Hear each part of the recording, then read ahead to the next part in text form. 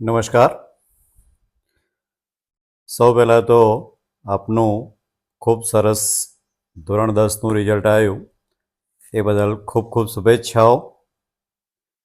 સાથે સાથે બીજી એક અગત્યની વાત કરવાની છે, તે એ છે કે કેટલાક વિદ્યાર્થીઓ જ્યારે વિજ્ઞાન પ્રવાહમાં એડમિશન લે છે ત્યારે એમને વૈકલ્પિક વિષય સંસ્કૃત રાખવો કે કોમ્પ્યુટર રાખવો એના વિશે થોડીક મૂંઝવણ હોય છે.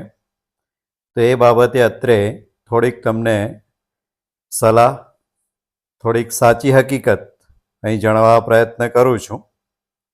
જેમ કે કોમ્પ્યુટર વિષય છે, એ વિષય આમ તો બહુ જ સરસ છે, પરંતુ જ્યારે વિદ્યાર્થી 12મા ધોરણમાં 3 વિષયોને કેન્દ્રમાં રાખી અને જ્યારે મહેનત કરતો હોય છે ત્યારે કોમ્પ્યુટર વિષય એનો જે અભ્યાસક્રમ છે એ વિસ્તૃત એટલે કે લેન્ધી હોય છે.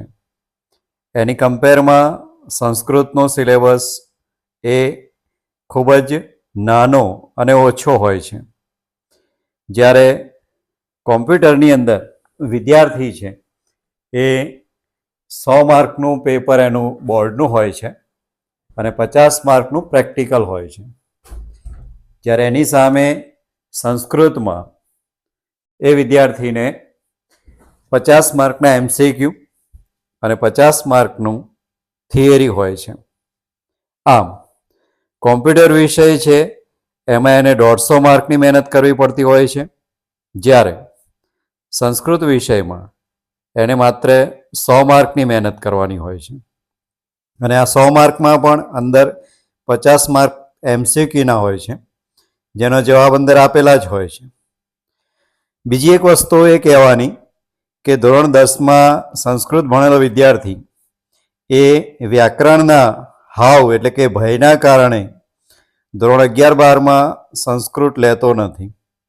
તો એ વિદ્યાર્થીઓને જણાવવાનું કે ધોરણ 11 અને 12માં વ્યાકરણ એ માત્ર નામનું એટલે કે છંદ અને અલંકાર આપેલા છે, પરંતુ એ ગુજરાતીમાં સમજાવવાના હોય છે. આ સિવાય બીજું કોઈ પણ પ્રકારનું વ્યાકરણ એ 11 અને 12માં પૂછવામાં આવતું નથી. એટલે કે 10મા ધોરણમાં જે વ્યાકરણ આવે છે એ વ્યાકરણ એને આપણે બાદ કરી નાખો અને જે કંઈ સિલેબસ રહે એ 11-12 ધોરણમાં રહેશે. ટૂંકમાં 11 અને 12માં વિદ્યાર્થીએ માત્ર ને માત્ર 10 કાવ્યો અને 10 પાઠ એટલી જ તૈયારી કરવાની રહે છે. આ રીતે જો કમ્પેરિઝન કરવામાં આવે તો કોમ્પ્યુટરની સામે સંસ્કૃતમાં વિદ્યાર્થી છે એ વધારે મહેનત કરી શકે અને આ રીતે કોમ્પ્યુટરમાં એ 150 માર્કની મહેનત કરશે, જ્યારે સંસ્કૃતમાં માત્ર 100 માર્કની જ મહેનત કરવાની રહેશે. અને કથાઓ અને વાર્તાઓ જેવા પાઠ હોવાથી એ વર્ગખંડમાં તૈયાર થઈ જશે. આનો ફાયદો વિદ્યાર્થીને એ થશે કે વિદ્યાર્થી એ એટલો ટાઈમ એ બીજા સબ્જેક્ટ એટલે કે ફિઝિક્સ, કેમેસ્ટ્રી, મેથ્સ અથવા બાયોલોજીને આપી શકશે અને પોતાનું રિઝલ્ટ છે એ વધારેમાં વધારે સારું એ લાવી શકશે.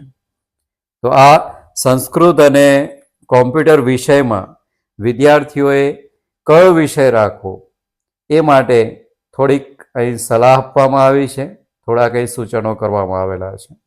આભાર.